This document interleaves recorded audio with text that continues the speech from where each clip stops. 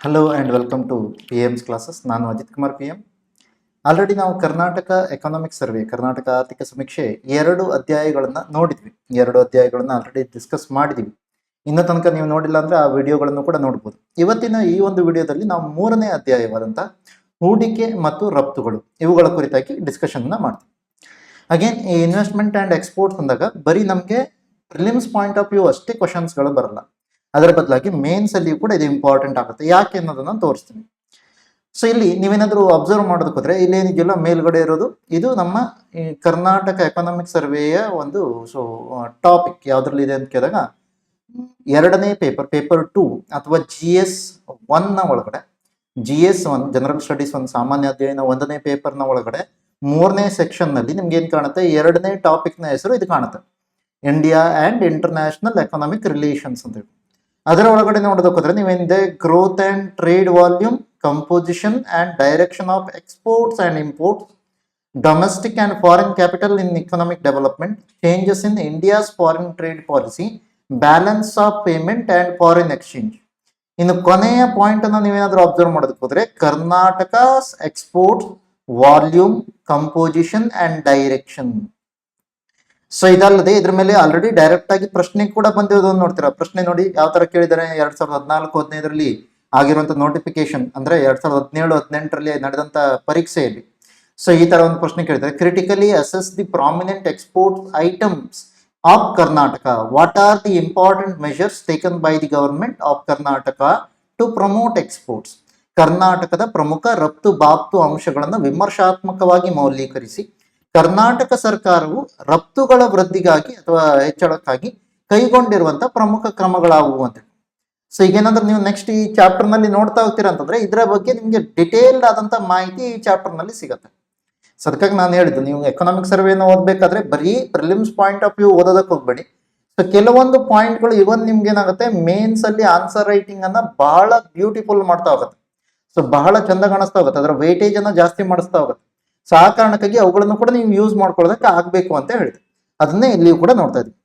So ನಾನು ನಿಮ್ಗೆ just ಒಂದು ಜಲಕ್ಕನ್ನ ತೋರಿಸಿದ್ದೀನಿ, ಏನನ್ನ ತೋರಿಸಿದ್ದೀನಿ, ಸಿಲೆಬಸ್ ನ ಒಳಗಡೆ ಯಾವ ತರ ಇರುತ್ತೆ ಇದು, ಅದನ್ನ ನಾವು ಹೇಗೆ ಯೂಸ್ ಮಾಡಬೇಕು, ಕ್ವಶನ್ ಯಾವ ತರ ಕೇಳಿದ್ದಾರೆ ಅನ್ನೋದನ್ನ ಹೇಳಿದ್ದೀನಿ. ಸೊ ಇನ್ನು ಇದನ್ನ ನಾನು ಮೊದಲು ಕೂಡ ಹೇಳಿದೆ, ಮೇನ್ಸ್ಗಾಗಿ ನೀವು ಓದ್ತಾ ಇದ್ರಿ ಅಂತಂದ್ರೆ ಪರಿಚಯವನ್ನ ಒಂದ್ಸಲ ಓದ್ಲೇಬೇಕು, ಏನಿದೆ ಪರಿಚಯದ ಒಳಗಡೆ ಅಂತ. ಇನ್ನು ಕೆಲವೊಂದು ಪಾಯಿಂಟ್ ನೀವು ನೋಡೋದಕ್ಕೆ ಹೋದ್ರೆ ಕರ್ನಾಟಕದಲ್ಲಿ ನಾವೇನ್ ನೋಡ್ತೀವಿ, GSDP ರಫ್ತುಗಳ ಒಳಗಡೆ ಸೊ ಟೋಟಲ್ ಆಗಿ GSDP ಇಂದ ರಫ್ತುಗಳು ಎಷ್ಟಾಗಿದೆ, ಗ್ರಾಸ್ ಸ್ಟೇಟ್ ಡೊಮೆಸ್ಟಿಕ್ ಪ್ರಾಡಕ್ಟ್ ಇಂದ ರಫ್ತುಗಳಲ್ಲಿ ಎಷ್ಟು ಮಟ್ಟಿನ ಒಂದು ಇದಿದೆ ಅಂತ ಕೇಳಿದಾಗ 40% ನಷ್ಟು. ಅಂದ್ರೆ ನಮ್ಮ ರಾಜ್ಯದ ಆದಾಯದಲ್ಲಿ ಸರಾಸರಿ 40% ನಷ್ಟು ಏನಿದೆ ಅದು ರಫ್ತಿನ ಮೂಲಕ ಬರ್ತಾ ಇರೋದನ್ನ ನೋಡ್ತೀರಾ. ರಫ್ತಿನ ಮೂಲಕ ಬರ್ತಾ ಇರೋದನ್ನ, ಅದರ ಜೊತೆಲಿ ಅತಿ ಹೆಚ್ಚಾಗಿ ನಾವೇನ್ ಮಾಡ್ತೀವಿ, ಇಲೆಕ್ಟ್ರಾನಿಕ್, ಕಂಪ್ಯೂಟರ್ ಸಾಫ್ಟ್ವೇರ್ ಮತ್ತೆ ಜೈವಿಕ ತಂತ್ರಜ್ಞಾನಗಳನ್ನ ಹೆಚ್ಚಾಗಿ ರಫ್ತು ಮಾಡುವಂತ ಒಂದು ಪ್ರಯತ್ನವನ್ನ ಮಾಡ್ತೀವಿ ಅಂತ ಹೇಳ್ತಾರೆ. ಈಗ ನೆಕ್ಸ್ಟ್ ಮೊದಲನೇದಾಗಿ ಇವ್ರು ಏನ್ ಹೇಳ್ತಾರೆ, ಹೂಡಿಕೆಗೆ ಸಂಬಂಧಪಟ್ಟ ಹಾಗೆ ಹೇಳ್ತಾರೆ. ಅಂದ್ರೆ ಕರ್ನಾಟಕಕ್ಕೆ ಇನ್ವೆಸ್ಟ್ಮೆಂಟ್ ಏನಾದ್ರೂ ಬರ್ತಾ ಇದೆ ಅಂದ್ರೆ ಆ ಇನ್ವೆಸ್ಟ್ಮೆಂಟ್ ಯಾವ ಕಾರಣಕ್ಕಾಗಿ ಬರ್ತಾ ಇದೆ ಮತ್ತೆ ಇನ್ವೆಸ್ಟ್ಮೆಂಟ್ ನ ಒಳಗಡೆ ಬೇರೆ ಬೇರೆ ರಾಜ್ಯಗಳ ಪಟ್ಟಿಯಲ್ಲಿ ಕರ್ನಾಟಕ ಯಾವ ಸ್ಥಾನದಲ್ಲಿದೆ ಅನ್ನೋದನ್ನ ಹೇಳ್ತಾರೆ. ಇನ್ನೇನಾದ್ರೂ ನಾವು ಇಲ್ಲಿ ಅಬ್ಸರ್ವ್ ಮಾಡೋದಕ್ಕೆ ಹೋದ್ರೆ ಕರ್ನಾಟಕದಲ್ಲಿ ಯಾಕೆ ಈ ತರ ಬರುತ್ತೆ ಹೆಚ್ಚಿನ ಹೂಡಿಕೆ ಅಂತ ಕೇಳಿದಾಗ ಇವ್ರು ಏನ್ ಹೇಳ್ತಾರೆ, ಬಹಳಷ್ಟು ಪಾಯಿಂಟ್ಸ್ ಗಳನ್ನ ಹೇಳ್ತಾರೆ. ಫಾರ್ ಎಕ್ಸಾಂಪಲ್ ಕರ್ನಾಟಕ ಏಕಗವಾಕ್ಷಿ ವ್ಯವಸ್ಥೆಯನ್ನು ಹೊಂದಿರೋದನ್ನ ಹೇಳ್ತಾರೆ. ಏಕಗವಾಕ್ಷಿ ವ್ಯವಸ್ಥೆ ಅಥವಾ ಸಿಂಗಲ್ ವಿಂಡೋ ಕ್ಲಿಯರೆನ್ಸ್ ಸಿಸ್ಟಮ್ ಅಂದ್ರೆ ಏನು, ನೀವು ಬೇರೆ ಬೇರೆ ಆಫೀಸ್ಗಳಿಗೆ ಹೋಗಿ ಪರವಾನಗಿಯನ್ನ ಪಡ್ಕೊಳ್ಳೋದ್ರ ಬದಲಾಗಿ ಒಂದೇ ಆಫೀಸ್ ನಲ್ಲಿ ನಿಮ್ಗೆ ಎಲ್ಲಾ ರೀತಿಯ ಪರವಾನಗಿಗಳನ್ನ ಕೊಡೋದು, ಅದನ್ನ ಏಕಗವಾಕ್ಷಿ ವ್ಯವಸ್ಥೆ ಅಂತ ಕರಿತೀವಿ. ಅದು ಆಫೀಸ್ ಕೂಡ ಆಗಿರ್ಬೋದು ಅಥವಾ ಇನ್ನೊಂದು ಏನಾಗಿರ್ಬೋದು, ಜಸ್ಟ್ ವೆಬ್ ಪೋರ್ಟಲ್ ಕೂಡ ಆಗಿರ್ಬೋದು. ಓಕೆ, ಸೊ ಆ ತರದನ್ನ ಏಕಗವಾಕ್ಷಿ ವ್ಯವಸ್ಥೆ ಅಂತ ಹೇಳ್ತೀವಿ. ಅದಲ್ಲದೆ ಮತ್ತೇನಿದೆ, ಹೆಚ್ಚು ನುರಿತ ಮಾನವ ಶಕ್ತಿಯ ಲಭ್ಯತೆ ಆಗಿರ್ಬೋದು, ಕಾನೂನು ಮತ್ತು ಸುವ್ಯವಸ್ಥೆಯ ಪರಿಸ್ಥಿತಿ ಆಗಿರ್ಬೋದು. ಭಾರತದಲ್ಲಿ ಪ್ರಮುಖ 5 ಕೈಗಾರಿಕಾ ಅಭಿವೃದ್ಧಿ ಪಡೆದ ರಾಜ್ಯಗಳಲ್ಲಿ ಕರ್ನಾಟಕವು ಕೂಡ ಒಂದಾಗಿರೋದ್ರಿಂದಾಗಿರ್ಬೋದು, ಅಥವಾ ಅತ್ಯುತ್ತಮವಾದಂತ ಲಾಜಿಸ್ಟಿಕ್ ಬೆಂಬಲ ಅಂದ್ರೆ ಸಾರಿಗೆ ಮತ್ತು ಸಂಪರ್ಕ ವ್ಯವಸ್ಥೆ ಇರೋದ್ರಿಂದಾಗಿರ್ಬೋದು. ಅದಲ್ಲದೆ ದೇಶದಲ್ಲೇ ಭಾರತದಲ್ಲಿ ಅತಿ ವೇಗವಾಗಿ ವಿಸ್ತರಣೆ ಆಗ್ತಾ ಇರುವಂತ ಅತಿ ದೊಡ್ಡ ಮಾರುಕಟ್ಟೆ ಕೂಡ ಆಗಿರ್ಬೋದು. ಇವೆಲ್ಲ ಕಾರಣಕ್ಕಾಗಿ ಕರ್ನಾಟಕ ಹೂಡಿಕೆದಾರರನ್ನ ಆಕರ್ಷಣೆ ಮಾಡುತ್ತೆ ಅಂತ ಹೇಳ್ತಾರೆ. ಹೂಡಿಕೆದಾರರನ್ನ ಆಕರ್ಷಣೆ ಮಾಡೋದಕ್ಕೆ ಈ ತರ ಮಾಡ್ತಾನೆ. ಇನ್ನು ನೀವೇನಾದ್ರೂ ನೋಡೋದಕ್ಕೆ ಹೋದ್ರೆ ಅದನ್ನೇ ಏನ್ ಮಾಡಿದ್ರೆ ಪಾಯಿಂಟ್ ವೈಸ್ ಕೊಟ್ಟಿದ್ದಾರೆ. ಫಾರ್ ಎಕ್ಸಾಂಪಲ್ ಏನಿದೆ, ಹೂಡಿಕೆಗೆ ಪರವಾದಂತ ಸ್ಪಂದನಾತ್ಮಕ ಆಡಳಿತ ಇದೆ ಕರ್ನಾಟಕದಲ್ಲಿ. ಸೊ ಕರ್ನಾಟಕದಲ್ಲಿ ರಾಜ್ಯ ಮಟ್ಟದ ಏಕಗವಾಕ್ಷಿ ಒಪ್ಪಿಗೆ ಸಮಿತಿ ಆಗಿರ್ಬೋದು ರಾಜ್ಯ ಉನ್ನತ ಮಟ್ಟದ ಒಪ್ಪಿಗೆ ಸಮಿತಿ ಆಗಿರ್ಬೋದು, ಇವೆಲ್ಲವೂ ಏನ್ ಮಾಡುತ್ತೆ, ಹೂಡಿಕೆಯನ್ನ ಬೇಗನೆ ಅಥವಾ ಹೂಡಿಕೆಯನ್ನ ಹೂಡೋದಕ್ಕೆ ಒಂದು ರೀತಿಯ ಫಾಸ್ಟ್ ಆದಂತ ಅಥವಾ ವೇಗವಾದಂತ ಒಂದು ಅನುಮೋದನೆಯನ್ನ ಕೊಡುತ್ತೆ. ಅದಲ್ಲದೆ ಸ್ಪೆಷಲ್ ಎಕನಾಮಿಕ್ ಝೋನ್ಗಳಿಗೆ ಸಂಬಂಧಪಟ್ಟ ಆಗಿರ್ಬೋದು, ಅಥವಾ ನಮ್ಮಲ್ಲಿ ನೈಸರ್ಗಿಕ ಸಂಪನ್ಮೂಲಗಳು ಹೆಚ್ಚಾಗಿರುವುದರಿಂದ ಆಗಿರ್ಬೋದು, ಅಥವಾ ಸಾಮರ್ಥ್ಯಗಳಿಗೆ ಸರಿಹೊಂದುವಂತ ವಲಯ, ನಿರ್ದಿಷ್ಟವಾದಂತಹ ಕೈಗಾರಿಕಾ ವಲಯಗಳು ಇರೋದಾಗಿರ್ಬೋದು, ಇವೆಲ್ಲ ಏನ್ ಮಾಡುತ್ತೆ, ಈ ತರ ಹೂಡಿಕೆ ಹೆಚ್ಚಳ ಆಗೋದಕ್ಕೆ ಕಾರಣ ಆಗಿದೆ. ಇನ್ನು ವಿದ್ಯುತ್ ಶಕ್ತಿ, ರಸ್ತೆಗಳು, ಜಲ ಸಂಪನ್ಮೂಲ, ಕಾರ್ಯಾಗಾರ, ರವಾನೆ ಸಂಪನ್ಮೂಲಗಳು ಅಥವಾ ರವಾನೆ ಸೌಲಭ್ಯಗಳು, ರೈಲು ಮತ್ತು ಬಂದರು, ಇವೆಲ್ಲವೂ ಕೂಡ ಏನಿದೆ, ಮೂಲ ಸೌಕರ್ಯಗಳು ಒಳ್ಳೆಯ ಗುಣಮಟ್ಟದಾಗಿರೋದ್ರಿಂದಾಗಿ ಅದರಿಂದ ಕೂಡ ಹೂಡಿಕೆ ಬರುತ್ತೆ ಅಂತ ಹೇಳ್ತಾರೆ. ಅದಲ್ಲದೆ ಕಾಲ ಕಾಲಕ್ಕೆ ಘೋಷಿಸಲಾಗಿರುವಂತಹ ಹೊಸ ಕೈಗಾರಿಕಾ ಹೂಡಿಕೆ ಪ್ರೋತ್ಸಾಹಕಗಳಾಗಿರ್ಬೋದು, ಪ್ರೋತ್ಸಾಹಕಗಳು ಅಥವಾ ರಿಯಾಯಿತಿಗಳು ಅಂದ್ರೆ ಏನು, ಸಬ್ಸಿಡಿಯನ್ನ ಕೊಟ್ಟಿರ್ಬೋದು, ಟ್ಯಾಕ್ಸ್ ಬೆನಿಫಿಟ್ಸ್ ಗಳನ್ನ ಕೊಟ್ಟಿರ್ಬೋದು, ಇವೆಲ್ಲವುಗಳನ್ನ ತಗೋದು. ಅದಲ್ಲದೆ ತಾಂತ್ರಿಕ ಮಾನವ ಶಕ್ತಿ ಸೃಷ್ಟಿಯ ಮಾಡೋದಾಗಿರ್ಬೋದು, ಸೊ ಕೌಶಲ್ಯ ಅಭಿವೃದ್ಧಿಗೆ ಹೆಚ್ಚಿನ ಗಮನವನ್ನು ನೀಡಿರೋದ್ರಿಂದಾಗಿ. ಅದರ ಜೊತೆಯಲ್ಲಿ ರಾಜ್ಯದಾದ್ಯಂತ ಅತ್ಯುತ್ತಮ ದೂರ ಸಂಪರ್ಕ ಜಾಲ, ಟೆಲಿಕಮ್ಯುನಿಕೇಶನ್ ನೆಟ್ವರ್ಕ್ ಅನ್ನು ಹೊಂದಿರೋದು, ಅಥವಾ ಆಪ್ಟಿಕಲ್ ಫೈಬರ್ ಕೇಬಲ್ಗಳನ್ನ ನಾವು ಬಳಸ್ತಾ ಇರೋದು, ದ್ಯುತಿತಂತು ಅಂತ ಕರಿತಿದ್ರ. ಸೊ ಇವೆಲ್ಲ ಏನ್ ಮಾಡುತ್ತೆ, ಕರ್ನಾಟಕದಲ್ಲಿ ಹೂಡಿಕೆ ಹೆಚ್ಚಳ ಆಗೋದಕ್ಕೆ ಕಾರಣ ಆಗಿದೆ. ಸೊ ಇನ್ನು ಕರ್ನಾಟಕದಲ್ಲಿ ವಿದೇಶಿ ನೇರ ಬಂಡವಾಳ ಹೂಡಿಕೆ ಅಂತ ನಾಗ ಏನ್ ತಗೋತೀವಿ, ಫಾರಿನ್ ಡೈರೆಕ್ಟ್ ಇನ್ವೆಸ್ಟ್ಮೆಂಟ್. ಹಾಗೇನ್ ನೆನಪಿರ್ಲಿ, ವಿದೇಶಿ ಹೂಡಿಕೆಗಳು ಅಂತ ಬಂದಾಗ ಎರಡು ರೀತಿಯಿಂದ ಹೇಳ್ತೀರಾ. ಒಂದನ್ನ ಏನ್ ಕರಿತೀವಿ, FPI ಅಥವಾ FII ಅಂತ ಕರಿತೀವಿ. FPI ಅಥವಾ FII ಅಂತಂದಾಗೇನು, ಫಾರಿನ್ ಪೋರ್ಟ್ಫೋಲಿಯೋ ಇನ್ವೆಸ್ಟ್ಮೆಂಟ್ ಅಥವಾ ಫಾರಿನ್ ಇನ್ಸ್ಟಿಟ್ಯೂಷನಲ್ ಇನ್ವೆಸ್ಟ್ಮೆಂಟ್ ಅಂತ ಕರಿತೀವಿ. ಕನ್ನಡದಲ್ಲಿ ಅದನ್ನ ವಿದೇಶಿ ಸಾಂಸ್ಥಿಕ ಹೂಡಿಕೆ ಅಂತ ಕರಿತೀವಿ. ಅದನ್ನೇ ಮತ್ತೊಂದೇನು, FDI ಫಾರಿನ್ ಡೈರೆಕ್ಟ್ ಇನ್ವೆಸ್ಟ್ಮೆಂಟ್, ವಿದೇಶಿ ನೇರ ಹೂಡಿಕೆ ಅಂತ ಕರಿತೀವಿ.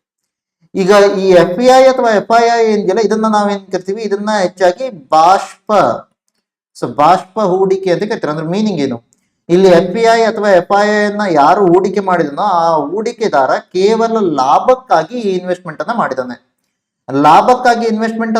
ಅಂತಂದಾಗ ಅವನಿಗೆ ಏನಾಗುತ್ತೆ, ಇವತ್ತು ಭಾರತದಲ್ಲಿ ಇನ್ವೆಸ್ಟ್ಮೆಂಟ್ ಮಾಡಿರೋದು ಅಥವಾ ಕರ್ನಾಟಕದಲ್ಲಿ ಇನ್ವೆಸ್ಟ್ಮೆಂಟ್ ಮಾಡಿರೋದು ಹೆಚ್ಚಿನ ದುಡ್ಡನ್ನ ತಂದು ಕೊಡತ್ತೆ ಅಂತ ಹೇಳಿ ಅನ್ಸುತ್ತೆ. ಆ ಕಾರಣಕ್ಕಾಗಿ ಇಲ್ಲಿ ಇನ್ವೆಸ್ಟ್ಮೆಂಟ್ ಮಾಡಿದಾನೆ. ನಾಳೆ ಏನಾದ್ರೂ ಪಾಕಿಸ್ತಾನದಲ್ಲಿ ಇನ್ವೆಸ್ಟ್ಮೆಂಟ್ ಮಾಡಿದ್ರೆ ಅದು ಬೆಟರ್ ಅಂತ ಹೇಳಿ ಅನ್ಸಿದ್ರೆ, ಅದರಿಂದ ಲಾಭ ಜಾಸ್ತಿ ಬರುತ್ತೆ ಅಂತ ಹೇಳಿ ಅನ್ಸಿದ್ರೆ, ಅವನಿಗೆ ಏನ್ ಮಾಡ್ತಾನೆ, ಭಾರತದಲ್ಲಿ ಹೂಡಿಕೆ ಮಾಡಿರುವಂತ ಈ ಹೂಡಿಕೆಯನ್ನ ತೆಗೆದು ಅದನ್ನ ಪಾಕಿಸ್ತಾನದಲ್ಲಿ ಇನ್ವೆಸ್ಟ್ಮೆಂಟ್ ಮಾಡ್ತದೆ. ಅವನಿಗೆ ಏನ್ ಬೇಕು, ಲಾಭ ಬೇಕು, ಅದಲ್ವಾ? ಸೊ ಆ ಕಾರಣಕ್ಕಾಗಿ ಲಾಭದ ದೃಷ್ಟಿಕೋನದಿಂದ ನಾವು ಈ ತರ FPI ಅನ್ನ ಮಾಡಿದಾಗ, ಅಥವಾ ಇನ್ನೊಂದು ರೀತಿಯಲ್ಲಿ ನಾನೇನ್ ಹೇಳ್ತೀನಿ, ಅಲ್ಪಾವಧಿಯ ಹೂಡಿಕೆಯನ್ನ ಮಾಡಿರೋದ್ರಿಂದಾಗಿ ಅದು ಸಡನ್ ಆಗಿ ಒಂದು ಎಕಾನಮಿಯಿಂದ ಹೊರ ಹೋಗ್ಬಿಡ್ಬೋದು ಅನ್ನೋ ಕಾರಣಕ್ಕಾಗಿ ಅದನ್ನೇನ್ ಕರಿತೀವಿ, ಹೈಲಿ ಇವಾಪರೇಟಿವ್, ಬಾಷ್ಪ ಅಂತ ಕರಿತೀವಿ, ಬಾಷ್ಪ ಹೂಡಿಕೆ ಅಂತ. ಇನ್ನು ಫಾರಿನ್ ಡೈರೆಕ್ಟ್ ಇನ್ವೆಸ್ಟ್ಮೆಂಟ್ ಅಲ್ಲಿ ಆತರ ಅಲ್ಲ, ಇಲ್ಲಿ ಲಾಭದ ದೃಷ್ಟಿಕೋನದಲ್ಲಿ ಅಲ್ಲ, ಅದರ ಬದಲಾಗಿನು ಮಾಲೀಕತ್ವದ ದೃಷ್ಟಿಕೋನದಲ್ಲಿ ಅಥವಾ ನಿರ್ಧಾರಗಳನ್ನ ತೆಗೆದುಕೊಳ್ಳುವಂತ ಒಂದು ಪವರ್, ಶಕ್ತಿಯನ್ನ ಬೇಡುವ ದೃಷ್ಟಿಕೋನದಲ್ಲಿ ಈ FDI ಅನ್ನ, ಫಾರಿನ್ ಡೈರೆಕ್ಟ್ ಇನ್ವೆಸ್ಟ್ಮೆಂಟ್ ಅನ್ನ ಹೂಡಿಕೆ ಮಾಡಿರ್ತಾರೆ. ಫಾರಿನ್ ಡೈರೆಕ್ಟ್ ಇನ್ವೆಸ್ಟ್ಮೆಂಟ್ ಅದರ ಜೊತೆಯಲ್ಲಿ ಇಲ್ಲಿ ನೀವು ನೋಡ್ತೀರಾ, ಫಾರಿನ್ ಡೈರೆಕ್ಟ್ ಇನ್ವೆಸ್ಟ್ಮೆಂಟ್ ಮಾಲೀಕತ್ವ ಅಥವಾ ನಿರ್ಧಾರಗಳನ್ನು ತೆಗೆದುಕೊಳ್ಳುವ ಸಲುವಾಗಿ ಇನ್ವೆಸ್ಟ್ಮೆಂಟ್ ಮಾಡಿದ್ದಾರೆ ಅಂದ್ರೆ ನಾರ್ಮಲ್ ಆಗಿ ಏನಿರುತ್ತೆ, ಇದು ಲಾಂಗ್ ಟರ್ಮ್ ಹೋಲ್ಡಿಂಗ್ ಅನ್ನ ಹೇಳುತ್ತೆ. ದೀರ್ಘಾವಧಿಯಲ್ಲಿ ಇದನ್ನ ಬಳಸ್ತಾರೆ. ದೀರ್ಘಾವಧಿಯ ಹೂಡಿಕೆ ಆಗಿರುತ್ತೆ. ಈ ದೀರ್ಘಾವಧಿಯ ಹೂಡಿಕೆ ಮಾಲೀಕತ್ವವನ್ನ ಕೊಡ್ತೀವಿ ಅಂತಂದಾಗ ಟೆಕ್ನಾಲಜಿ ಟ್ರಾನ್ಸ್ಫರ್ ಆಗುವಂತ ಸಾಧ್ಯತೆಗಳು ಕೂಡ ಇದೆ. ತಂತ್ರಜ್ಞಾನಗಳು ಬೇರೆ ದೇಶದಿಂದ ನಮ್ಮ ದೇಶಕ್ಕೆ ಬರುವಂತ ಸಾಧ್ಯತೆಗಳು ಕೂಡ ಹೆಚ್ಚಾಗುತ್ತೆ. ಅದರ ಜೊತೆಯಲ್ಲಿ ಮತ್ತೇನಾಗ್ಬೋದು, ಇವನ್ ಬೇರೆ ದೇಶದಿಂದ ಈ ಕಡೆ ನಮ್ಗೆ ಈ ತರ FDI ಬಂದಾಗ, ಅದು ದೀರ್ಘಾವಧಿಯದಾದಾಗ ನಮ್ಮಲ್ಲಿ ಅತಿ ಹೆಚ್ಚು ಏನ್ ಮಾಡುತ್ತೆ, ಎಂಪ್ಲಾಯ್ಮೆಂಟ್ ಅನ್ನ, ಉದ್ಯೋಗವನ್ನ ಕೂಡ ಸೃಷ್ಟಿ ಮಾಡುತ್ತೆ. ಅದೆಲ್ಲ ಕಾರಣಕ್ಕಾಗಿ ಇದನ್ನ ನೋಡ್ತಿದ್ವಿ. ಈಗ ನಾವು ಯಾವ್ದ್ರ ಬಗ್ಗೆ ಮಾತಾಡ್ತಿದ್ವಿ, FDI ನ ಬಗ್ಗೆ ಮಾತಾಡ್ತಿದ್ವಿ. ನೋಡಿ ಇಲ್ಲಿ ಅಬ್ಸರ್ವ್ ಮಾಡಿ, ಕರ್ನಾಟಕದಲ್ಲಿ ವಿದೇಶಿ ನೇರ ಬಂಡವಾಳ ಹೂಡಿಕೆ ಅಂತ. ಸೊ ಇಲ್ಲಿ ನಮ್ಗೆ ಏನ್ ಕಾಣುತ್ತೆ, ಹೆಚ್ಚಳ ಆಗಿರುವಂತ ಒಂದು ಟ್ರೆಂಡ್ ಕಾಣುತ್ತೆ. ಆದ್ರೆ ನೀವೇನಾದ್ರೂ ಇದನ್ನಷ್ಟನ್ನೇ ನೋಡಿದ್ರೆ, ಏಪ್ರಿಲ್ ಫೈನಾನ್ಷಿಯಲ್ ಇಯರ್ 23-24 ದಷ್ಟೇ ನೋಡಿದ್ರೆ, ಇದೇನಿದೆ ಏಪ್ರಿಲ್ ನಿಂದ ಸೆಪ್ಟೆಂಬರ್ ತನಕ ಮಾತ್ರ ಇದೆ. ಆ ಕಾರಣಕ್ಕಾಗಿ ನಿಮ್ಗೆ ಏನಾಗುತ್ತೆ, ಇದು ಕಡಿಮೆ ಆಗಿರೋ ತರ ಕಾಣುತ್ತೆ. ಆ ಕಾರಣಕ್ಕಾಗಿ ಅದನ್ನ ಅಬ್ಸರ್ವ್ ಮಾಡಿ ಅಷ್ಟೇ. ಇನ್ನು ಅತಿ ಹೆಚ್ಚಾಗಿ ಈ ತರ FDI ಅನ್ನ ಪಡೆದುಕೊಳ್ಳುವಂತ ರಾಜ್ಯಗಳ ಪಟ್ಟಿಯಲ್ಲಿ ನೀವೇನಾದ್ರೂ ನೋಡ್ತೀರಾ ಅಂತಂದ್ರೆ, ಮೊದಲ ಸ್ಥಾನದಲ್ಲಿ ರಾಜ್ಯಗಳಲ್ಲಿ ಮಹಾರಾಷ್ಟ್ರ ಇದೆ, 38% ಅಷ್ಟು. ಅಂದ್ರೆ ಭಾರತಕ್ಕೆ ಟೋಟಲ್ ಆಗಿ ಎಷ್ಟು FDI ಬರುತ್ತೋ ಅದರ ಒಳಗಡೆ 38.80% ಅಷ್ಟು ಅದು ಎಲ್ಲಿ ಬರುತ್ತೆ, ಮಹಾರಾಷ್ಟ್ರ ರಾಜ್ಯಕ್ಕೆ ಬರುತ್ತೆ. ಎರಡನೇ ಸ್ಥಾನದಲ್ಲಿ ಯಾವ್ದಿದೆ ಅಂತ ಕೇಳಿದಾಗ ದೆಹಲಿ ಇದೆ. ನೋಡಿ ಇಲ್ಲಿ 15.17, ಇದು ಎರಡನೇ ಸ್ಥಾನದಲ್ಲಿ ದೆಹಲಿ ಇದೆ. ಆದ್ರೆ ದೆಹಲಿ ರಾಜ್ಯ ಅಲ್ಲ ಅನ್ನೋದಷ್ಟೇ ನೆನಪಿರ್ಬೇಕು. ಯಾಕಂದ್ರೆ ರಾಜ್ಯಗಳ ಪಟ್ಟಿಯಲ್ಲಿ 2ನೇ ಸ್ಥಾನ ಅಂತ ಕೇಳಿದಾಗ ಅವಾಗ ಕರ್ನಾಟಕ ಆಗತ್ತೆ, ರಾಜ್ಯಗಳ ಒಳಗಡೆ ಅಂತ ಕೇಳಿದ್ರೆ ನಿಮ್ಗೆ ಅಬ್ಸರ್ವ್ ಮಾಡಿ, ದೆಹಲಿ ಕರ್ನಾಟಕಕ್ಕಿಂತ ಹೆಚ್ಚಿನ FDI ಅನ್ನ ಪಡ್ಕೊಳ್ಳುತ್ತೆ, ಆದ್ರೆ ದೆಹಲಿ ರಾಜ್ಯ ಅಲ್ಲ, ಯಾಕಂದ್ರೆ ಅದೊಂದು ಕೇಂದ್ರಾಡಳಿತ ಪ್ರದೇಶ. ಆ ಕಾರಣಕ್ಕಾಗಿ ಏನ್ ಮಾಡ್ತಿದ್ರ, ಕರ್ನಾಟಕವನ್ನ 2ನೇ ಅತಿ ಹೆಚ್ಚು ಈ ರೀತಿ FDI ಅನ್ನ ಪಡೆದುಕೊಳ್ಳುವಂತ ರಾಜ್ಯ ಅಂತೇಳಿ ಕರಿತಿದ್ವಿ. ಈಗ ನಿಮ್ಗೆ ರಾಜ್ಯ ಅಥವಾ ಕೇಂದ್ರಾಡಳಿತ ಪ್ರದೇಶ ಅಂತಂದ್ರೆ ಕರ್ನಾಟಕದ ಸ್ಥಾನ 3ನೇದಕ್ಕೆ ಹೋಗುತ್ತೆ, ದೆಹಲಿಯ ಸ್ಥಾನ 2ನೇದಕ್ಕೆ ಬರುತ್ತೆ. ಇನ್ ನೆಕ್ಸ್ಟ್ ಪೊಸಿಷನ್ ಅಲ್ಲಿ ಯಾರಿದ್ದಾರೆ ಅಂತ ಕೇಳಿದಾಗ ಗುಜರಾತ್ ಇರೋದನ್ನ ನೋಡ್ತೀರ. ಗುಜರಾತ್, ಮಹಾರಾಷ್ಟ್ರ ಅತಿ ಹೆಚ್ಚು FDI ಅನ್ನ ಪಡ್ಕೊಳ್ಳೋದು, 2ನೇ ಸ್ಥಾನದಲ್ಲಿ ದೆಹಲಿ ಇದೆ, 3ನೇ ಸ್ಥಾನದಲ್ಲಿ ಕರ್ನಾಟಕ ಇದೆ, 4ನೇ ಸ್ಥಾನದಲ್ಲಿ ಗುಜರಾತ್ ಇದೆ. ಓಕೆ, ಸೊ ಅಟ್ಲೀಸ್ಟ್ ಆ 4 ಆದ್ರೂ ನೆನಪಿರಿ. ಸೊ ಇದು ನಮ್ಗೆ 2023. ಇನ್ನು ಹೇಗೆ ಇದನ್ನ ನಾವು ಇಷ್ಟೊಂದು ಜಾಸ್ತಿ ಹೂಡಿಕೆಯನ್ನ ತರಿಸಿದ್ವಿ ಅಂತ ಕೇಳಿದಾಗ ಇದಕ್ಕೆ ಕೆಲವೊಂದು ಎಕ್ಸಾಂಪಲ್ಗಳನ್ನ ಕೊಡ್ತಾರೆ. ಒಂದು ಫಾರ್ ಎಕ್ಸಾಂಪಲ್ ಯಾವುದು, ಕರ್ನಾಟಕ IT ಕಾರ್ಯನೀತಿ 2020-25. ಹಾಗೆ ನೆನಪಿರ್ಲಿ, ಕೆಲವೊಂದು ಪ್ರಶ್ನೆ ಪತ್ರಿಕೆಗಳಲ್ಲಿ KPSC ಮಾಡಿರುವಂತಹ ಪ್ರಶ್ನೆ ಪತ್ರಿಕೆಗಳಲ್ಲಿ ಈ ತರದ ಮ್ಯಾಚ್ ದಿ ಫಾಲೋವಿಂಗ್ ಕಾನ್ಸೆಪ್ಟ್ ಅನ್ನು ಕೂಡ ಕೊಟ್ಟಿದ್ದಾನೆ. ಸೊ ಮ್ಯಾಚ್ ದಿ ಫಾಲೋವಿಂಗ್ ಅಂದ್ರೇನು, ಹೊಂದಿಸಿ ಬರೆಯಿರಿ ಒಳಗಡೆ ನೀತಿಗಳನ್ನ ಹೆಸರಿಸಿ. ಫಾರ್ ಎಕ್ಸಾಂಪಲ್ ಕರ್ನಾಟಕ IT ಕಾರ್ಯನೀತಿ ಇದೆಯಲ್ಲ, ಅದರ ವರ್ಷಗಳನ್ನ ಕೊಟ್ಟಿದ್ದಾರೆ ಅದನ್ನ ಹೊಂದಿಸುವುದಕ್ಕೆ. ಸೊ ಆ ಕಾರಣಕ್ಕಾಗಿ ಇವು ವರ್ಷಗಳು ಕೂಡ ನಿಮ್ಗೆ ಇಂಪಾರ್ಟೆಂಟ್ ಆಗುತ್ತೆ. ಕರ್ನಾಟಕ IT ಕಾರ್ಯನೀತಿ 2020-25. ಸೊ ಇದು ಇನ್ಫಾರ್ಮೇಶನ್ ಟೆಕ್ನಾಲಜಿಗೆ ಸಂಬಂಧಪಟ್ಟಿದೆ. ಇದರಲ್ಲಿ ಏನ್ ಮಾಡ್ತೀವಿ, ಹಂತ 2 ಅಥವಾ 3 ಅಥವಾ Tier 2 ಅಥವಾ Tier 3 ಸಿಟೀಸ್ ಏನಿದೆಯಲ್ಲ, ಅಲ್ಲಿಯೂ ಕೂಡ ನಾವೇನ್ ಮಾಡ್ತೀವಿ, ಈ IT-ಗೆ ಸಂಬಂಧಪಟ್ಟ ಹಾಗೆ, ಇನ್ಫಾರ್ಮೇಶನ್ ಟೆಕ್ನಾಲಜಿಗೆ ಎಲ್ಲ ಹಾಗೆ ಎಲ್ಲ ಮೂಲ ಸೌಕರ್ಯಗಳನ್ನ ಅಭಿವೃದ್ಧಿ ಮಾಡುವಂತ ಪ್ರಯತ್ನ ಮಾಡ್ತೀವಿ. ಸೊ ಇದು ಕರ್ನಾಟಕ IT ನೀತಿ 2020-25. ಅದಲ್ಲದೆ ಕರ್ನಾಟಕ ದತ್ತಾಂಶ ಕೇಂದ್ರ ನೀತಿ ಅಂತ ಕೂಡ ಇದೆ, ಕರ್ನಾಟಕ ಡಾಟಾ ಸೆಂಟರ್ ಪಾಲಿಸಿ. ಹಾಗೆ ನೆನಪಿರ್ಲಿ, ಡಾಟಾ ಯಾಕೆ ಬಹಳ ಇಂಪಾರ್ಟೆಂಟ್, ದತ್ತಾಂಶಗಳು ಇತ್ತೀಚಿನ ದಿನದಲ್ಲಿ ಅಂತ ಕೇಳಿದಾಗ ನಾವು ಡಿಜಿಟಲ್ ಮಯವಾಗ್ತಾ ಇರೋದ್ರಿಂದಾಗಿ ಅಲ್ಲಿ ಪ್ರತಿಯೊಂದು ಈ ತರದ ದತ್ತಾಂಶಗಳು ಕೂಡ ಇಂಪಾರ್ಟೆಂಟ್ ಆಗುತ್ತೆ. ಅದನ್ನ ಸೊ ನೀವೇನ್ ಮಾಡ್ಬೇಕಾಗತ್ತೆ, ಒಂದಿಷ್ಟು ಪ್ರದೇಶದಲ್ಲಿ ಸೊ ಅವುಗಳನ್ನ ಸ್ಟೋರ್ ಮಾಡ್ಬೇಕಾಗತ್ತೆ. ಆ ತರದ ಸ್ಟೋರ್ ಮಾಡುವಂತ ಸೆಂಟರ್ಗಳನ್ನ ನಾವು ಡಾಟಾ ಸೆಂಟರ್ಗಳು ಅಂತ ಕರಿತೀವಿ, ಹೌದಲ್ವಾ? ಸೊ ಈಗ ಒಂದು ಕಡೆ ನಮ್ಗೆ ಏನಾಗಬಾರ್ದು, ರೈಟ್ ಟು ಪ್ರೈವಸಿಗೆ ಏನ್ ಧಕ್ಕೆ ಆಗ್ಬಾರ್ದು, ಯಾವುದೇ ರೀತಿಯಲ್ಲಿ ಖಾಸಗಿ ಹಕ್ಕಿಗೆ ಧಕ್ಕೆ ಆಗದೆ ಇರೋ ತರ ಈ ಡಾಟಾಗಳನ್ನ ಹೇಗೆ ಯೂಸ್ ಆಗಬಹುದು ಅನ್ನೋದನ್ನ ಯೋಚನೆ ಮಾಡ್ತಿದ್ವಿ. ಅದನ್ನ ನಾವೇನ್ ಕರಿತೀವಿ, ಕರ್ನಾಟಕ ದತ್ತಾಂಶ ಕೇಂದ್ರ ನೀತಿ 2022-27, 22ರಿಂದ 5 ವರ್ಷಗಳ ಟಾರ್ಗೆಟ್ ಅನ್ನ ಕೊಡ್ತೀವಿ, Karnataka data centre policy. So next ಮತ್ತೊಂದು ನೀತಿ ಯಾವ್ದನ್ನ ಹೇಳ್ತಾರೆ ಅಂತ ಕೇಳಿದಾಗ ಇಂಜಿನಿಯರಿಂಗ್ ಸಂಶೋಧನೆ ಮತ್ತು ಅಭಿವೃದ್ಧಿ ನೀತಿ ಅಂತ ಕರಿತೀವಿ, ಅಥವಾ engineering research and development policy ಅಂತ ಕರಿತೀವಿ. Engineering research and development policy ಇದನ್ನ 21-26 ಸೊ ಇದಕ್ಕೆ ಸಂಬಂಧಪಟ್ಟ ಹಾಗೆ ತಂದಿರುವಂತದ್ದು. ಅದಲ್ಲದೆ ಕರ್ನಾಟಕ ಸ್ಟಾರ್ಟ್ಅಪ್ ನೀತಿ ಅಂತ ಕೂಡ ಇದೆ, ಕರ್ನಾಟಕ ಸ್ಟಾರ್ಟ್ಅಪ್ ಪಾಲಿಸಿ 2022ರಿಂದ 2027. ಅಗೇನ್ ನಾನ್ ನಿಮ್ಗೆ ಇಲ್ಲಿ ಜಸ್ಟ್ ಅದನ್ನ ಹೈಲೈಟ್ ಮಾಡ್ತೇನೆ, ನೀತಿಗಳು ಏನು ಅಂತ ಹೇಳಿ ಹೇಳ್ತಾ ಇದ್ದೀನಿ ಅಷ್ಟೇ. ಆದ್ರೆ ನೀವೇನ್ ನೋಡ್ಬೇಕು, ಅವುಗಳ ಒಳಗಡೆ ಒಂದಿಷ್ಟು ಪಾಯಿಂಟ್ ಗಳನ್ನು ಕೂಡ ನೋಡ್ಬೇಕಾಗತ್ತೆ. ಫಾರ್ ಎಕ್ಸಾಂಪಲ್ ಈಗ ಸ್ಟಾರ್ಟ್ಅಪ್ ನೀತಿಯ ಒಳಗಡೆ ನಿಮ್ಗೆ ಏನ್ ಮಾಡಿದ್ರೆ, ಈ ಐಡಿಯಾ ಟು POC ಅಥವಾ ಎಲಿವೇಟ್ ಸಹಾಯಾನುದಾನ ಅಂತೇಳಿ ಕರಿತಿದ್ರು. ಸೊ ಇದನ್ನ ನೀವು ನೋಡಕ್ ಹೋದ್ರೆ ಐಡಿಯಾ ಟು POC ಅಂದ್ರೆ ಏನು, idea to proof of concept ಅಂತ ಕರಿತೀವಿ. ಪ್ರೂಫ್ ಆಫ್ ಕಾನ್ಸೆಪ್ಟ್ ಏನಿದು ಪ್ರೂಫ್ ಆಫ್ ಕಾನ್ಸೆಪ್ಟ್ ಅಂತನಾಗ, ಸೊ ಈಗ ಐಡಿಯಾ ಬಹಳಷ್ಟು ಜನಕ್ಕೆ ಬರ್ಬೋದು, ಆದ್ರೆ ಅದನ್ನ ನೀವೇನ್ ಮಾಡ್ಬೇಕು, ಈಗ ಪ್ರೂವ್ ಮಾಡ್ಬೇಕು, ಅದಲ್ಲ ಅದು ಕೆಲಸ ಆಗತ್ತೆ ಅನ್ನೋದನ್ನ ಪ್ರೂವ್ ಮಾಡ್ಬೇಕು. ಫಾರ್ ಎಕ್ಸಾಂಪಲ್ ನೀವ್ ಹೇಳ್ಬೋದು, ಸರ್ ನನಗೆ ಈಗ ಕೇಸ್ ಅನ್ನ ಕ್ಲಿಯರ್ ಮಾಡೋದು ಹೇಗೆ ಅನ್ನುವಂತ ಸ್ಟ್ರಾಟಜಿ ಗೊತ್ತಿದೆ ಸರ್, ನನಗೆ ಅದು ಐಡಿಯಾ ಪರ್ಫೆಕ್ಟ್ ಆಗಿದೆ ಅಂತ. ಈಗ ಒಂದ್ಸಲ ನೀವು ಅದನ್ನ ಇಂಪ್ಲಿಮೆಂಟ್ ಮಾಡಿ ನೀವು ಪಾಸ್ ಆದ್ರೆ ಮಾತ್ರ ನೆಕ್ಸ್ಟ್ ಬೇರೆಯವರು ಅದ್ರ ಸ್ಟ್ರಾಟಜಿಯನ್ನ ಕೇಳ್ತಾರೆ, ಹೌದಾ? ಅದು ಪ್ರೂಫ್ ಆಫ್ ಕಾನ್ಸೆಪ್ಟ್. ಈಗ ನಿಮ್ಮ ಹತ್ರನೇ ಕ್ಲಿಯರ್ ಮಾಡೋದಕ್ಕೆ ಆಗ್ತಾ ಇಲ್ಲ, ಬೇರೆಯವ್ರ ಹತ್ರ ಹೋಗಿ ಹೇಳ್ತಿದ್ದೀರಾ, ಇಲ್ಲ ನನ್ನ ಹತ್ರ ಈ ತರ ಒಂದು ಐಡಿಯಾ ಇದೆ, ಈ ತರ ನಾನೇನಾದ್ರೂ ಮಾಡ್ಬಿಟ್ರೆ ನಿಮ್ಗೆ ಕ್ಲಿಯರ್ ಆಗ್ಬಿಡ್ತೀರಾ. ಫಾರ್ ಎಕ್ಸಾಂಪಲ್ ನಿಮ್ಮ ಐಡಿಯಾ ಏನಾಗಿರ್ಬೋದು, ಸೊ ಎಲ್ಲ ಲೆಕ್ಕ ಮಾಡ್ಕೊಂಡು ABCD ಏನಿದೆಯಲ್ಲ ಅದರಲ್ಲಿ ಯಾವ್ದಾದ್ರು ಒಂದೇ ಆಪ್ಷನ್ ಅನ್ನ 100 ಕ್ವಶನ್ಗೆ ಹಾಕಿ ಬನ್ನಿ, ನೀವು ಪಾಸ್ ಆಗ್ತೀರಾ ಅಂತೇಳಿ ನೀವು ಹೇಳ್ಬಹುದು. ಅದ್ರದೊಂದು ಐಡಿಯಾ, ಅದು ಪ್ರೂಫ್ ಆಫ್ ಕಾನ್ಸೆಪ್ಟ್ ಆಗೋದಕ್ಕೆ ಕಷ್ಟ ಇರುತ್ತೆ, ಹೌದಲ್ಲ? ಸೊ ಆ ತರದನ್ನ ಹೇಳ್ತಾರೆ. ಹಾಗೇನ್ ಮತ್ತೆ ಯಾರು ಕೂಡ ಆ ತರ ಮಾಡೋದಕ್ಕೆ ಹೋಗ್ಬೇಡಿ, ಒಂದೇ ಆಪ್ಷನ್ ಹಾಕೊಂಡು ಬರೋದಕ್ಕೆ ಹೋಗ್ಬೇಡಿ. ಸೊ ನೆಗೆಟಿವ್ ಮಾರ್ಕಿಂಗ್ ಕೂಡ ಹೋಗ್ಬೋದು. ಸೊ ಆ ಕಾರಣಕ್ಕೆ ನೆನಪಿಲ್ಲ, ಇದು ಪ್ರೂಫ್ ಆಫ್ ಕಾನ್ಸೆಪ್ಟ್ ಅನ್ನ ಮಾಡೋದು. ಈಗ ಯಾವ್ದೋ ಒಂದು ಸ್ಟಾರ್ಟ್ಅಪ್ ಗಳಿಗೆ ನೀವು ದುಡ್ಡನ್ನ ಕೊಡಬೇಕು ಅಥವಾ ಅವ್ರಿಗೆ ಸಹಾಯ ಅನುದಾನವನ್ನ ಕೊಡ್ಬೇಕು ಅಂತಂದಾಗ ಅವಾಗ ಏನ್ ಹೇಳ್ತೀರಿ ನೀವು, ಓಕೆ ನಿಮ್ಮ ಐಡಿಯಾ ಇದೆಯಲ್ಲ ಅದನ್ನ ಪ್ರೂಫ್ ಆಫ್ ಕಾನ್ಸೆಪ್ಟ್ ಅಲ್ಲಿ ತೋರಿಸಿ. ನೀವು ಆ ಪ್ರೂಫ್ ಆಫ್ ಕಾನ್ಸೆಪ್ಟ್ ಅಲ್ಲಿ ತೋರಿಸಿದಾಗ ಅವಾಗ ನಿಮ್ಗೆ ಏನ್ ಮಾಡ್ಬೋದು, ನಾವು ಒಂದಿಷ್ಟು ಸಹಾಯಧನವನ್ನ ಕೊಡ್ಬೋದು. ಅದು ಸಬ್ಸಿಡಿಯ ರೂಪದಲ್ಲಾಗಿರ್ಬೋದು, ಟ್ಯಾಕ್ಸ್ ಬೆನಿಫಿಟ್ಸ್ ಗಳ ರೂಪದಲ್ಲಾಗಿರ್ಬೋದು, ಅವೆಲ್ಲ ಹೇಳ್ತಾರೆ. ಅದನ್ನೇ ನಾವು ಎಲಿವೇಟ್ ಅನ್ನುವಂತ ಒಂದು ಯೋಜನೆಯ ಮೂಲಕ ಕೂಡ ಮಾಡ್ತಾ ಇದ್ವಿ. ನವೋದ್ಯಮಗಳನ್ನ ಪ್ರೋತ್ಸಾಹ ಮಾಡೋದಕ್ಕೆ. ಅದಲ್ಲದೆ ಇವನ್ ನೀವು ಈ ಐಡಿಯಾ ಟು POC ಅನ್ನು ನೋಡಿದ್ವಿ ಅಲ್ರಿ. ಸೊ ಇನ್ನು ಏನ್ ಮಾಡಿದ್ವಿ, G20 ಸ್ಟಾಲ್ ಶೋಕೇಸ್ ಅಂತ ಕೂಡ ಮಾಡಿದ್ವಿ. ಅಂದ್ರೆ G20 ಮೀಟಿಂಗ್ ಏನ್ ನಡೀತು ನಮ್ಮಲ್ಲಿ, ಅಂದ್ರೆ G20 ಅಂತಂದಾಗ 2022-23. ಸೊ 2022 ಡಿಸೆಂಬರ್ನಿಂದ 2023 ಡಿಸೆಂಬರ್ ತನಕ G20ಯ ಅಧ್ಯಕ್ಷತೆಯನ್ನ ಯಾರು ವಹಿಸಿದ್ರು ಅಂತ ಕೇಳಿದಾಗ ಇಂಡಿಯಾ ವಹಿಸಿತ್ತು, ಹೌದಾ, ಭಾರತ ವಹಿಸಿತ್ತು. ಸೊ ಈಗ ಭಾರತ G20ಯ ಈ ಒಂದು ಪರ್ಟಿಕ್ಯುಲರ್ ಆದಂತ ಪ್ರೆಸಿಡೆನ್ಸಿಯನ್ನ ಅಥವಾ ಅಧ್ಯಕ್ಷತೆಯನ್ನ ವಹಿಸ್ಕೊಂಡಿದ್ದಾಗ ಭಾರತ ಏನ್ ಮಾಡಿತ್ತು ಅಂತ ಕೇಳಿದ್ರೆ, ಸೊ ಒಂದು ಅಥವಾ ಎರಡು ಪ್ರದೇಶದಲ್ಲಿ ಮಾತ್ರ ಮೀಟಿಂಗ್ ಅನ್ನ ಮಾಡಿಲ್ಲ. ಅದರ ಬದಲಾಗಿ ಏನ್ ಮಾಡ್ತಾರೆ, ಭಾರತದ ಬೇರೆ ಬೇರೆ ಭಾಗದಲ್ಲಿ 60ಕ್ಕಿಂತ ಹೆಚ್ಚು ಬೇರೆ ಬೇರೆ ಭಾಗಗಳಲ್ಲಿ ಈ ತರ ತಮ್ಮ ಮೀಟಿಂಗ್ ಗಳನ್ನ ಮಾಡ್ತಾರೆ.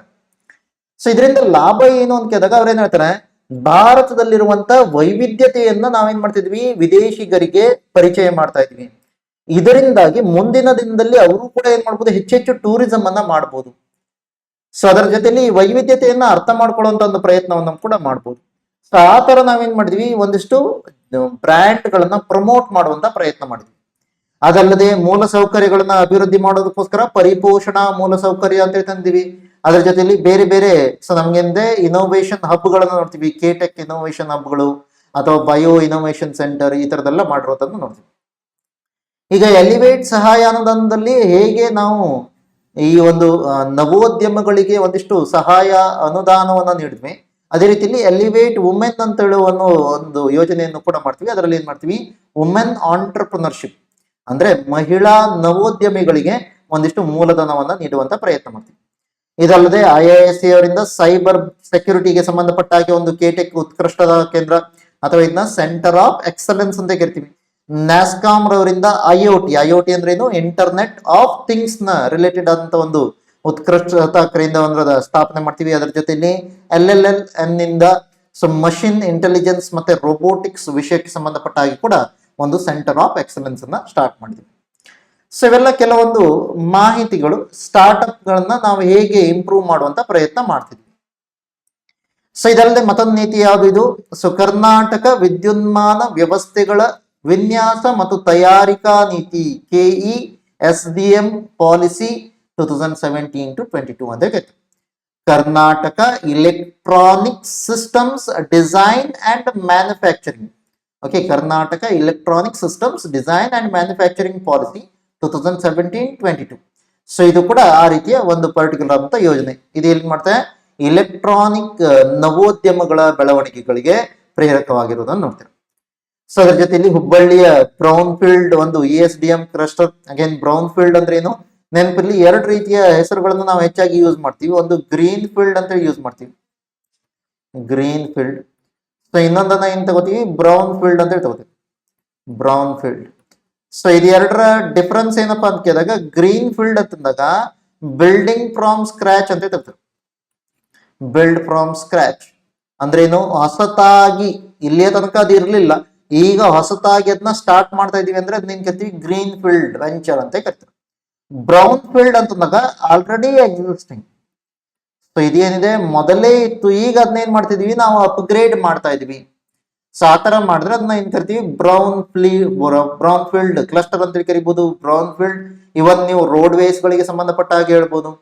ಸೊ ಅಥವಾ ಇವನ್ ಬ್ರೌನ್ ಫೀಲ್ಡ್, ಸೊ ಏನ್ ಹೇಳ್ಬೋದು, ಬ್ರೌನ್ ಫೀಲ್ಡ್ FDI ಅನ್ನು ಕೂಡ ಹೇಳ್ಬೋದು. ಈ ತರದೆಲ್ಲ ಬರ್ತದೆ.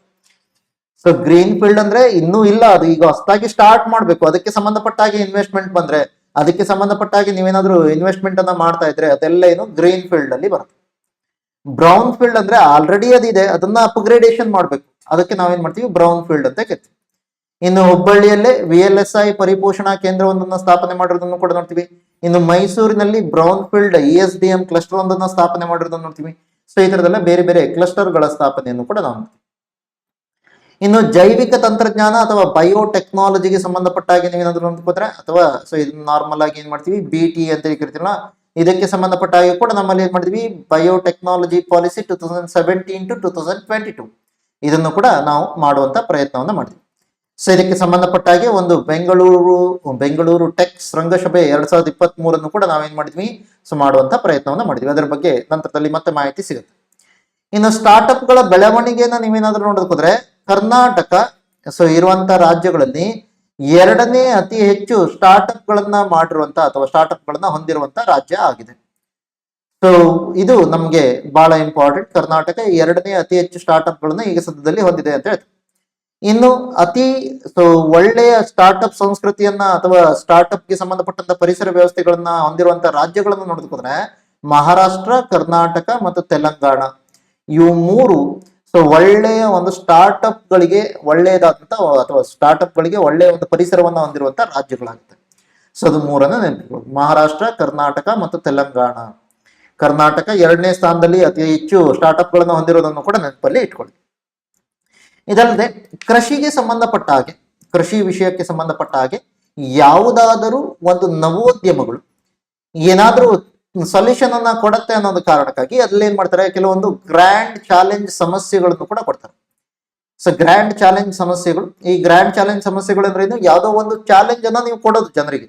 ಈಗ ಜನರಿಗೆ ಏನ್ ಕೇಳ್ತಾ ಇದ್ರ, ಅದರ ಮೇಲೆ ನೀವೇನಾದ್ರೂ ಸೊಲ್ಯೂಷನ್ಸ್ ಗಳನ್ನ ಹೇಳ್ತೀರಾ, ಅದರದ ಮೇಲೆ ನೀವೇನಾದ್ರೂ ನಿಮ್ಮದೇ ಆದಂತ ಒಂದು ಸ್ಟಾರ್ಟ್ಅಪ್ ಅನ್ನ ರೆಡಿ ಮಾಡ್ತೀರಾ ಅಂತ. ಅದಕ್ಕೆ ಏನಿದ್ರೆ ನೋಡಿ, ಏನೇನ ಕೊಟ್ಟಿದ್ದಾರೆ. ಫಾರ್ ಎಕ್ಸಾಂಪಲ್, ಮಣ್ಣಿನಲ್ಲಿರುವಂತಹ ಮ್ಯಾಕ್ರೋ ಅಥವಾ ಮೈಕ್ರೋ ನ್ಯೂಟ್ರಿಯೆಂಟ್ಸ್ ಆಗಿರ್ಬೋದು, ಸಸ್ಯ ಅಂಗಾಂಶ ಆಗಿರ್ಬೋದು, ಅಥವಾ ಮಣ್ಣಿನಲ್ಲಿ ಸೂಕ್ಷ್ಮಜೀವಿ ವೈವಿಧ್ಯತೆ ಆಗಿರ್ಬೋದು, ಇವೆಲ್ಲವುಗಳನ್ನ ನಿಖರವಾದಂತ ಪರೀಕ್ಷೆ ಮಾಡೋದಕ್ಕಾಗಿ ನಮ್ಗೆ ಯಾವ್ದಾದ್ರು ಒಂದು ವಿಧಾನಗಳನ್ನ ಮಾಡಬಹುದಾ ಅಂತ, ಅಥವಾ ರಾಸಾಯನಿಕ, ಜೈವಿಕ ಅಥವಾ IR ವಿಧಾನಗಳನ್ನ ಬಳಸ್ಕೊಂಡು ಉತ್ಪನ್ನಗಳ ಶೆಲ್ಫ್ ಜೀವಿತಾವಧಿಯನ್ನ ಹೆಚ್ಚಳ ಮಾಡಬಹುದಾ, ಅಥವಾ ಕಾಫಿಯಲ್ಲಿ ಬಿಳಿ ಕಾಂಡ ಕೊರೆಯುವ ಕೀಟದ ಪತ್ತೆ ಮತ್ತೆ ಚಿಕಿತ್ಸೆಗಾಗಿ ತಂತ್ರಜ್ಞಾನವನ್ನ ಬಳಸಬಹುದಾ. ಸೊ ಈ ತರದೆಲ್ಲ ಸಮಸ್ಯೆಗಳ ಹೇಳಿಕೆಗಳನ್ನ ಕೊಡ್ತಾ ಇದೀವಿ. ಈಗ ಜನ ಏನ್ ಮಾಡ್ಬೋದು, ಅದಕ್ಕೆ ಸಂಬಂಧಪಟ್ಟ ಹಾಗೆ ಒಂದಿಷ್ಟು ಐಡಿಯಾಗಳನ್ನ ಪಿಚ್ ಮಾಡ್ಬೋದು. ಪಿಚ್ ಮಾಡೋದಂದ್ರೆ ಗೊತ್ತಾಗ್ತಲ್ಲ, ಐಡಿಯಾಗಳನ್ನ ಪಿಚ್ ಮಾಡೋದಂದ್ರೆ ಏನು, ಓಕೆ ಇದನ್ನ ಈ ತರ ಸಾಲ್ವ್ ಮಾಡ್ಬೋದು, ಇದನ್ನ ಈ ತರ ಸಾಲ್ವ್ ಮಾಡ್ಬೋದು ಅಂತ ಹೇಳ್ಬೋದು.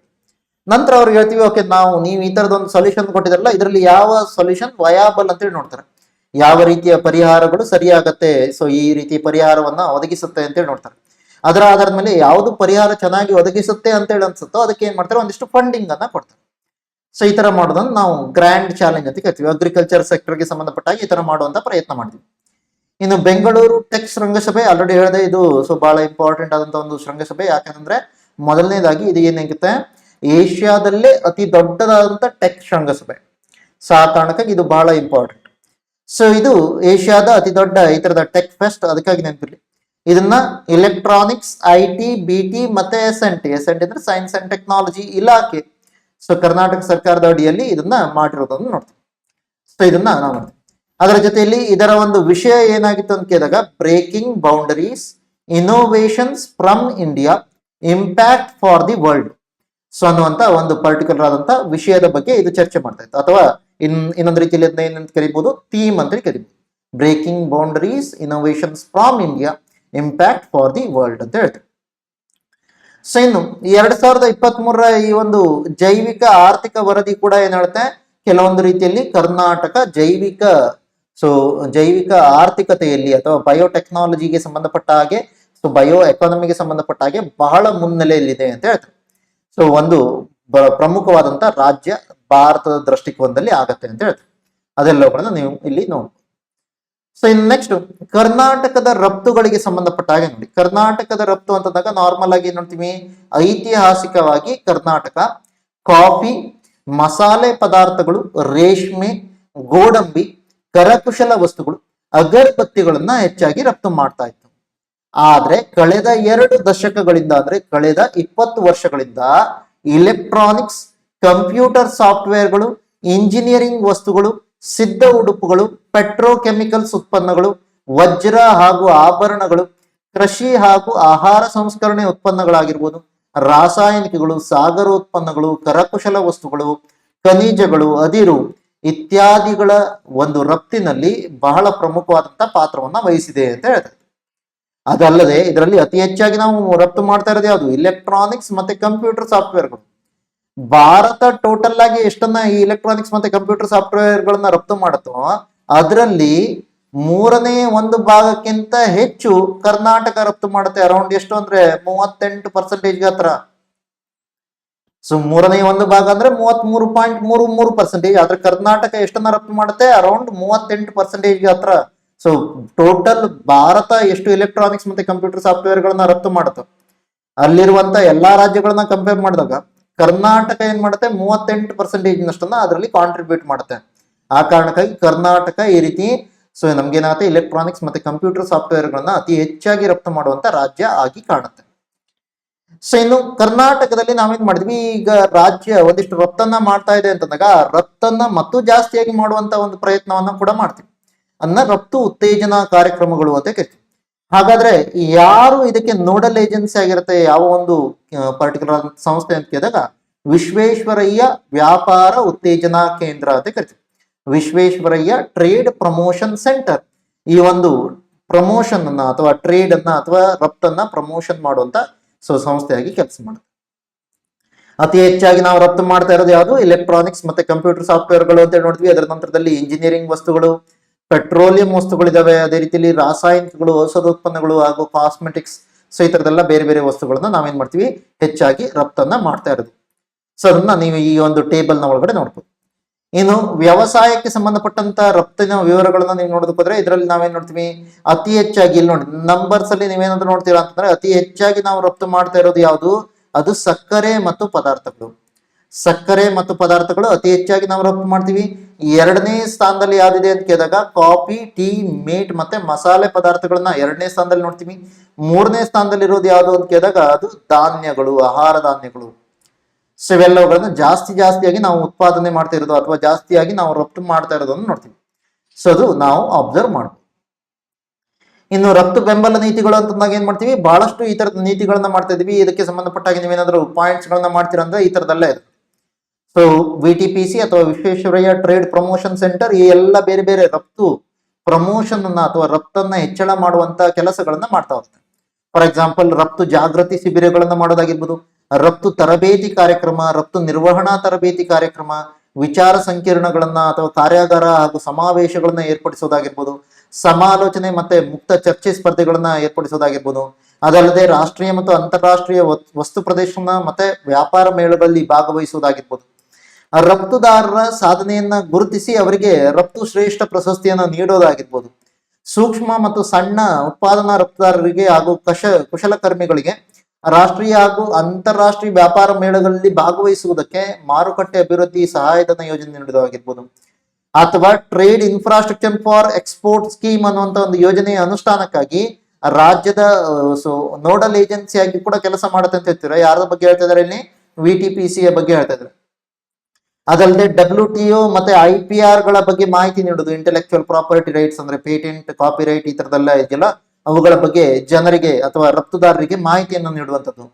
ಅದರ ಜೊತೆಯಲ್ಲಿ ವ್ಯಾಪಾರಸ್ಥರು ರಫ್ತುದಾರರಾಗಿರ್ಬೋದು ಅಥವಾ ವಿವಿಧ ಉತ್ಪನ್ನಗಳ ಆಮದು ಮತ್ತು ರಫ್ತಿಗೆ ಅವಶ್ಯವಿರುವಂತಹ ದಾಖಲಾತಿಗಳಿಗೆ ಸಂಬಂಧಪಟ್ಟಂತ ಮಾಹಿತಿಯನ್ನು ಒದಗಿಸುವುದು. ರಾಜ್ಯದ ವಿಶೇಷ ಆರ್ಥಿಕ ವಲಯ ರಫ್ತು ಆಧಾರಿತ ಘಟಕಗಳ ಮಾಹಿತಿಗಳನ್ನು ಸಂಗ್ರಹಿಸುವುದು ಹಾಗೂ ಅವಶ್ಯಕ ಬೆಂಬಲವನ್ನು ನೀಡುವುದು. ಅಥವಾ ರಾಜ್ಯ ಭೌಗೋಳಿಕ ಗುರುತು ನೀತಿ ಅನುಷ್ಠಾನಕ್ಕಾಗಿ ಕ್ರಮಗಳನ್ನ ಕೈಗೊಳ್ಳೋದು, ಅಥವಾ ಇದನ್ನ ನಾವೇನ್ ಕರಿತೀವಿ GI ಟ್ಯಾಗ್ ಅಂತ ಕರಿತೀವಿ, ಅದಲ್ಲ ಜಿಯೋಗ್ರಫಿಕಲ್ ಇಂಡಿಕೇಟರ್ಸ್ ಟ್ಯಾಗ್.